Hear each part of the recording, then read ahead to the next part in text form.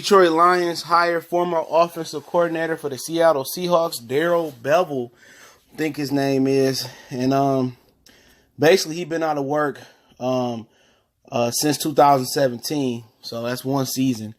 Not hired by nobody else. Don't know if he interviewed with anybody else. Sounds like another one of those frugal hires for the Detroit Lions, but let's talk about his breaking news, okay? It's your boy CJ Goodfella. Make sure you hit that subscribe and bell icon button. Won't miss another video. Hopefully I can get a live one this week about some Lions and maybe some Piston talk. Probably more Lions than Pistons because they ain't doing shit right now. Excuse my French, all right? We PG-13 channel.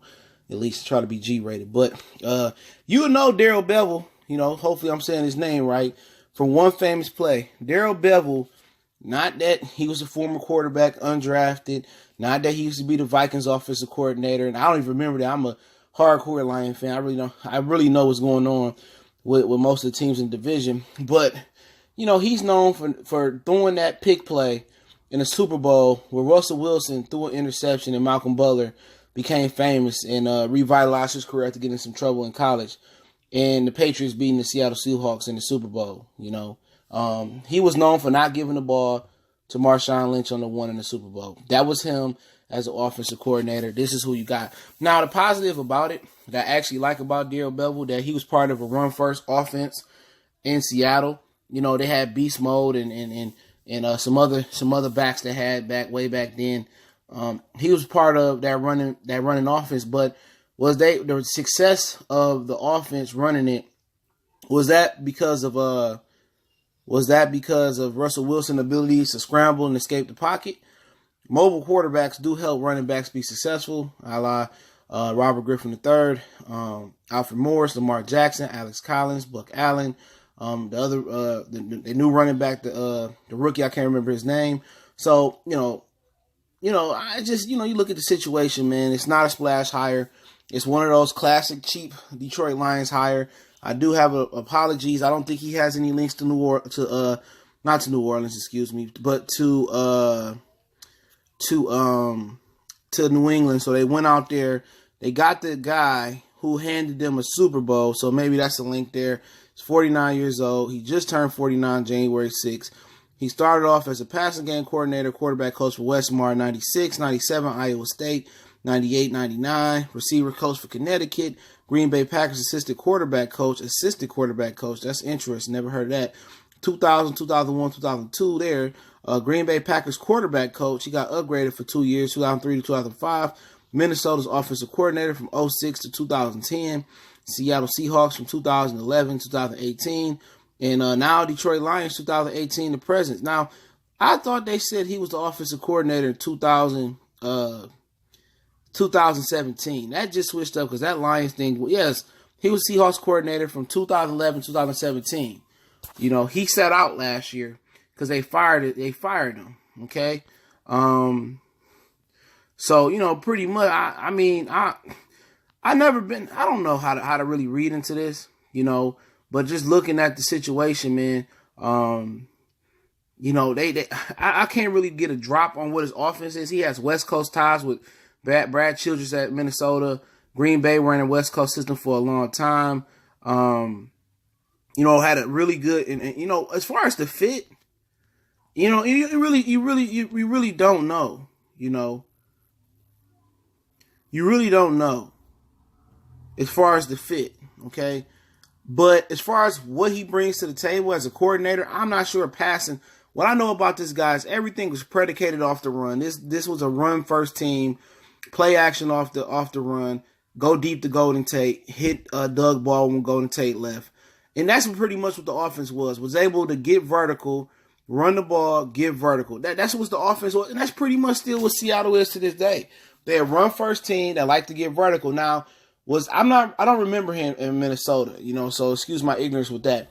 But is that what he wanted to do as an offensive coordinator?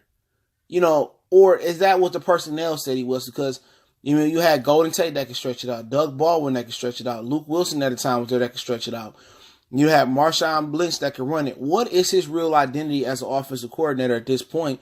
And if he is going to be committed to the run, well, ain't that what you wanted from a Lions fan? You wanted an offensive coordinator who actually can run the ball with success. Now, does one mistake to do a pick play on a goal line over the middle define him as an offensive coordinator? No, because guess what? Pete Carroll had to approve that play. That don't define. I'm not mad at him for that.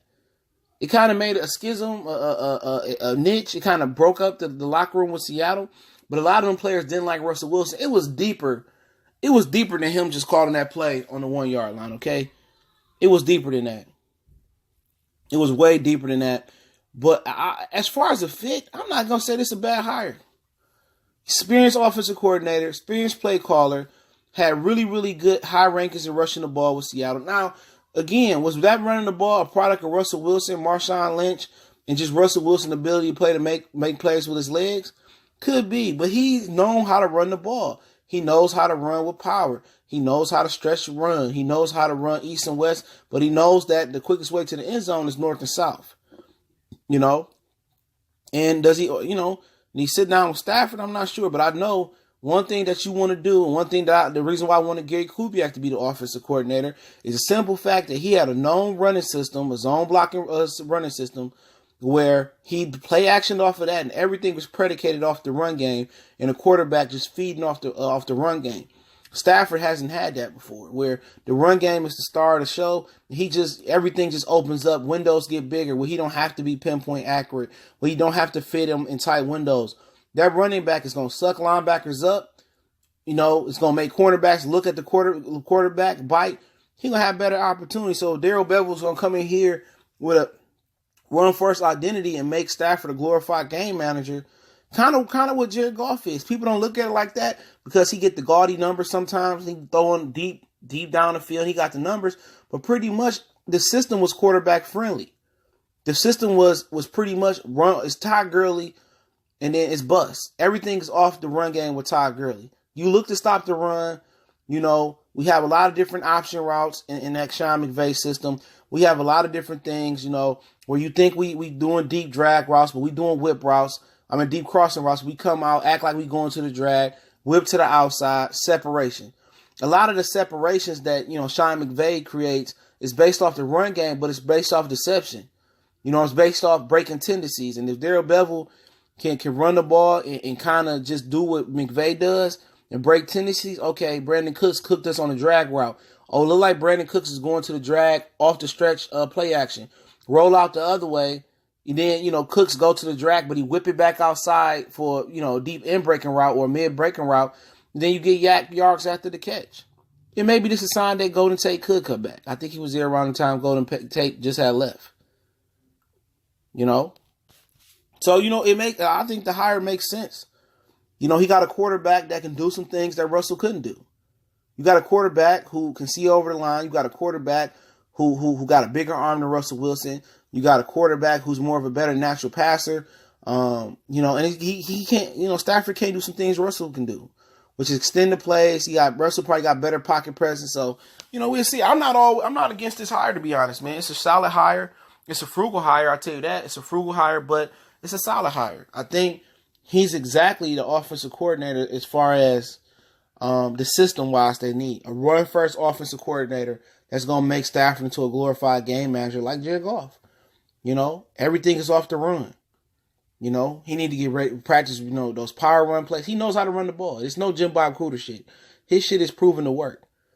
I think he helped. He wasn't there when Wilson was a rookie. I don't believe he was.